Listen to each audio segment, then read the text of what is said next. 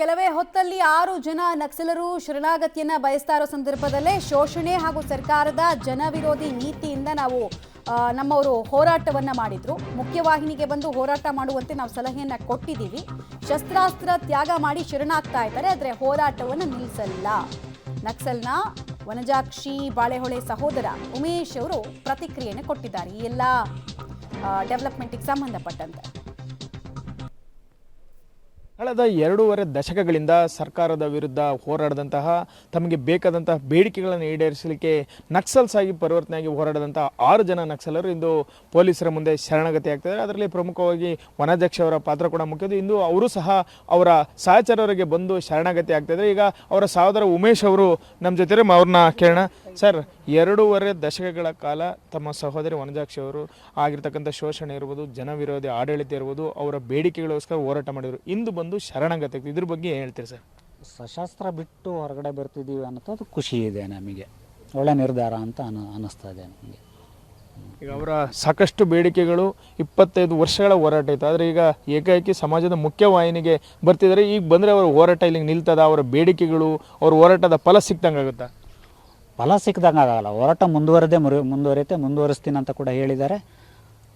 ಮುಂದುವರಿಸಲೇಬೇಕಾಗುತ್ತೆ. ಅದು ಹೋರಾಟ ಇಲ್ಲದೇ ಹೋದರೆ ನಾವು ನಮ್ಮಂಥ ದಲಿತರು ಏನಿದೆ, ಬಡ ಕೂಲಿ ಕಾರ್ಮಿಕರು ಇರುವ ತುಂಬ ಕಷ್ಟ ಅನುಭವಿಸ್ಬೇಕಾಗಿ ಬರುತ್ತದೆ. ಹೋರಾಟ ಬೇಕೇ ಬೇಕು.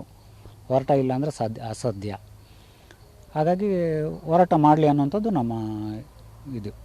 ಸರಿ, ಇದುವರೆಗೂ ಶಸ್ತ್ರ ಹಿಡಿದು ಸರ್ಕಾರದ ವಿರುದ್ಧ ಹೋರಾಟ ಮಾಡ್ತಿರೋ, ಈಗ ಶಸ್ತ್ರವನ್ನೆಲ್ಲ ಬಿಡಬೇಕಾಗುತ್ತೆ, ಇಲ್ಲಿ ಬಂದು ಅವ್ರ ಮೇಲೆ ಇರ್ತಕ್ಕಂಥ ಪ್ರಕರಣಗಳನ್ನ ಎದುರಿಸಬೇಕು, ಆಮೇಲೆ ಸಮಾಜ ಮಾಯನಿಗೆ ಬಂದು ಹೋರಾಡಬೇಕಾಗುತ್ತೆ. ಇದು ಸಾಧ್ಯವಾಗುತ್ತೆ? ಅವ್ರು ಇಷ್ಟು ವರ್ಷದ ಹೋರಾಟ ಏನಾದರೂ ಫಲ ಏನು ಸಿಗುತ್ತೆ ಸರ್? ಫಲದ ಬಗ್ಗೆ ನಿರೀಕ್ಷೆ ಇಲ್ಲ. ನಮ್ಮ ಪ್ರಯತ್ನ ಏನಿದೆ ನಾವು ಮಾಡೋದೇ, ನಮ್ಮ ಹೋರಾಟ ಏನಿದೆ ನಾವು ಮಾಡಲೇಬೇಕು ಅನ್ನುವಂಥ ತೀರ್ಮಾನ. ಹಾಗೆ ಇದಕ್ಕೆ ಫಲದ ಬಗ್ಗೆ ನಿರೀಕ್ಷೆ ಮಾಡೋಕ್ಕಾಗಲ್ಲ. ಸರ್, ಈಗ ಅವರು 2.5 ದಶಕದಲ್ಲಿ ಕಾಡಿನಲ್ಲೇ ಒಂದು ಹೋರಾಟವನ್ನು ಮಾಡ್ಕೊಂಡು, ಈ ಸಂದರ್ಭದಲ್ಲಿ ನೀವೇನಾದರೂ ಅವ್ರು ಭೇಟಿಯಾಗಿದ್ರೆ ಅಥವಾ ದೂರವಾಣಿ ಮೂಲಕ ಮಾತನಾಡಿ ಬಂದುಬಿಡು ಬೇಡ ಅಂತ ಏನಾರು ಆ ಥರ ಸಲಹೆ ಸೂಚನೆಯನ್ನು ಕೊಟ್ಟಿದ್ದಾರೆ ಅಥವಾ ಅವ್ರ ಹೋರಾಟಕ್ಕೆ ಬೆಂಬಲವನ್ನು ಕೊಟ್ಟಿದ್ರೆ? ಇಲ್ಲ, ನಾವು ಅವ್ರನ್ನ ಭೇಟಿಯಾಗೋಂಥ ಪ್ರಯತ್ನದಲ್ಲಿ ಇದ್ವಿ. ನಮಗೆ ಭೇಟಿ ಆಗಿರಲಿಲ್ಲ.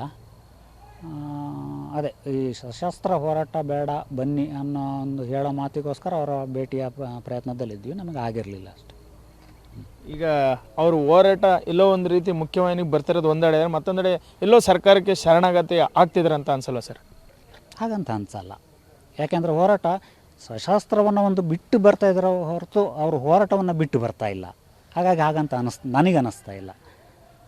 ಅವರು ಶರಣಾಗಲಿಕ್ಕೆ ಸರ್ಕಾರ ಒಂದಿಷ್ಟು ಬೇಡಿಕೆಗಳನ್ನ ಈಡೇರಿಸ್ತೀವಿ ಅಂತಲೋ ಒಂದಿಷ್ಟು ಭರವಸೆಗಳನ್ನ ಕೊಟ್ಟಿರುತ್ತೆ. ಅವರು ಶರಣಾದ ನಂತರ ಅವೆಲ್ಲವೂ ಈಡೇರುತ್ತೆ ಸರ್? ಅದ್ರ ಬಗ್ಗೆ ಗೊತ್ತಿಲ್ಲ, ನೋಡಬೇಕಾಗತ್ತೆ ಅದ್ರ ಬಗ್ಗೆ.